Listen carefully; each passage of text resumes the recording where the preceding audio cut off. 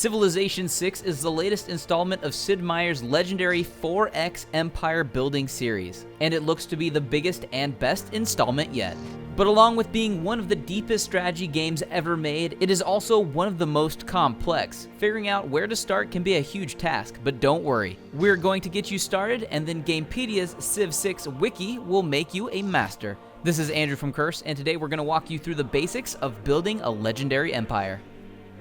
Before you even take your first turn, you'll have to choose what civilization you're going to lead to greatness. At launch, there will be 19 different factions to choose from, each with a unique unit, building, and ability. When you're just starting out, you'll want to try out a bunch of different factions. The differences between each faction are slight, but they will end up making a big difference as you establish your preferred playstyle. If you're going to try to win a military conquest victory, you'll want a faction that supports that, rather than one that provides bonuses to culture and religion. But we'll cover that in a bit. For now, just pick one and get started. A standard game of Civilization is generally going to start with a settler and warrior standing in a resource-rich area. The game is balanced so that your settler starts in a good place for a city.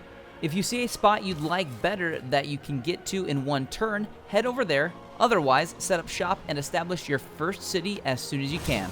Setting up your capital city will consume your settler. That leaves your warrior. You'll want to use that unit to scout the surrounding areas for resources and barbarian threats. Don't go picking fights just yet, but be aware of where the threats are and don't let your warrior get too far from home. Once you have a couple strong units, it's worth clearing out any nearby barbarian encampments to neutralize the threat. The first thing you'll want to have your city work on is a scout. These units aren't great fighters, but their increased movement range makes them a better choice to search your surroundings for resources, gold, and city-states to establish relationships with. You will also want to create a builder so they can create farms and other improvements to improve your city's growth rate. But it's best to wait until your city has a higher population than just 2 or 3 before going that route. It's more important to establish a second or third city before you start working on improvements.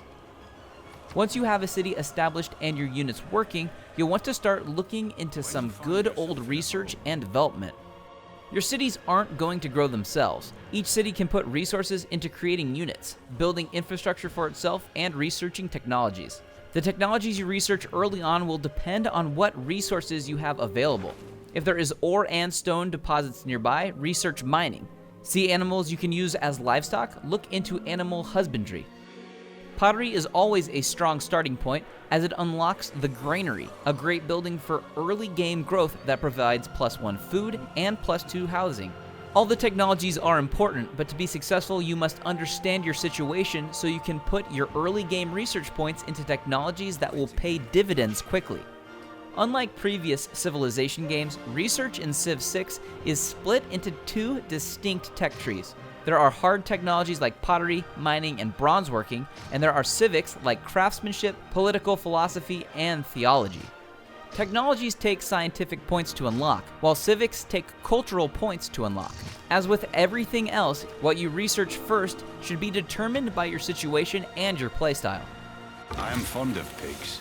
Civ 6 packs up where 5 left off, letting you establish and spread a major world religion. Using missionaries, inquisitors, and apostles, you spread your religious influence.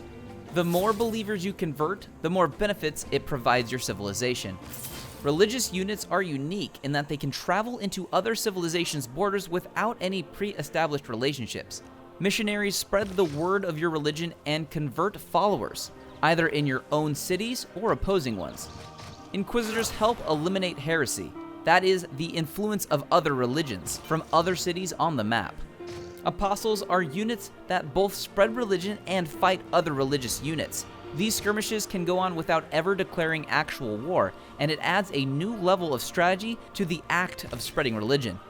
There is also a new religious victory condition in Civ 6, but we'll go into that later. When you first meet your rival players, the first thing you'll get is an audience with their leader. From here, you can manage your relationship with the other empire. You can trade for resources, declare friendship, renounce the opposing leader, or declare war from the screen. Of course, none of these things should be done haphazardly. Your relationships with the other cultures will change based on your actions. Encroaching on their territory or overtly spreading your cultural or religious influence will anger them, while mutually beneficial trade deals and embracing their enemies will please them. Establishing trade routes between your empires is a way to spread your influence passively without arousing suspicion. Of course, if the other culture is more dominant, it may work in reverse. Declaring war is a particularly tricky affair. If you declare war without ample justification, the entire world will see you as a warmonger, which badly damages your relationship with every other nation. You can soften this diplomacy penalty by first renouncing the empire you intended to attack. If your religions are at odds, you can declare a holy war, which halves the diplomacy penalty. And a self-defense or retaliatory war carries no diplomacy penalties at all. Of course, war is only a small part of the game, and skilled players may never need to resort to it in the first place. At this point, you've heard us talk about playstyles and victory types a few times. Civilization isn't the type of 4X game that ultimately comes down to a huge world war between each faction. It's possible to win without even being hostile towards any nation. Gandhi is one of the playable leaders after all. While a domination victory is certainly possible, it is perhaps one of the least practical ways to impose your will, as it involves violently overtaking each other player's capital city. If violence isn't your thing, you can try religious victory, achieved by making your faction's native religion the dominant religion in every other civilization. There's cultural victory, which involves accumulating large amounts of culture points and tourism. If your cultural influence spreads so far that your empire has more foreign tourism than anyone else has domestic tourism, it's a victory.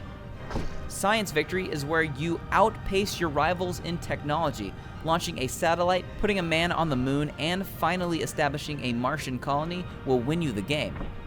Barring all that, you can also win a time victory, which simply entails surviving to the year 2050. It's not the most satisfying way to win, but it gets the job done.